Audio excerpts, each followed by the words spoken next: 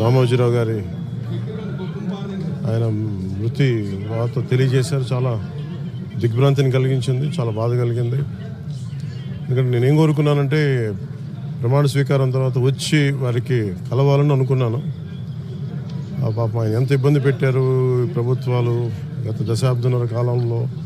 పాపం ఆయన ఎన్ని తట్టుకొని ప్రజలకి చైతన్యం చేసి ఆయన అండగా నిలబడ్డారు. ఒక మహోన్నతమైన వ్యక్తి. ఇప్పుడు ఆంధ్రప్రదేశ్లో కానీ భారతదేశంలో ఎక్కడైనా సరే, ముఖ్యంగా ఆంధ్రప్రదేశ్ తెలంగాణకు సంబంధించి తెలుగు రాష్ట్రాల్లో ఏ జర్నలిస్ట్ ఉన్నా అది ఈనాడు స్కూల్ ఆఫ్ జర్నలిజం నుంచి వచ్చే రూట్స్ దానికి ఉంటాయి.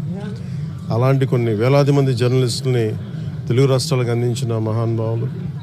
అలాగే తెలుగు చిత్ర పరిశ్రమకు సంబంధించి కూడా ఈరోజు ఇంత ఇన్ఫ్రాస్ట్రక్చర్ ఇక్కడ డెవలప్ చేశారంటే అది హైదరాబాద్లో ఎంత అద్భుతంగా తెలుగు చిత్ర పరిశ్రమ ఉందంటే ఆయన కాంట్రిబ్యూషన్ చెప్పలేను.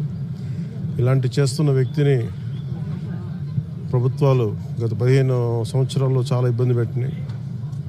వాటన్నిటినీ తట్టుకొని ఆయన్ని ఇబ్బంది పెట్టిన ప్రభుత్వాలు ఈరోజు లేవు.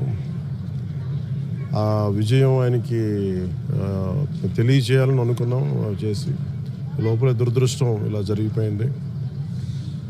వారి కుటుంబానికి, ప్రతి ఒక్కరి కుటుంబ సభ్యులకి, అలాగే ఈనాడు గ్రూప్ ఆఫ్ కంపెనీస్ వారందరికీ కూడా నా జనసేన తరపు నుంచి, నా తరపు నుంచి వారికి నా సంతాపం తెలియజేస్తాను.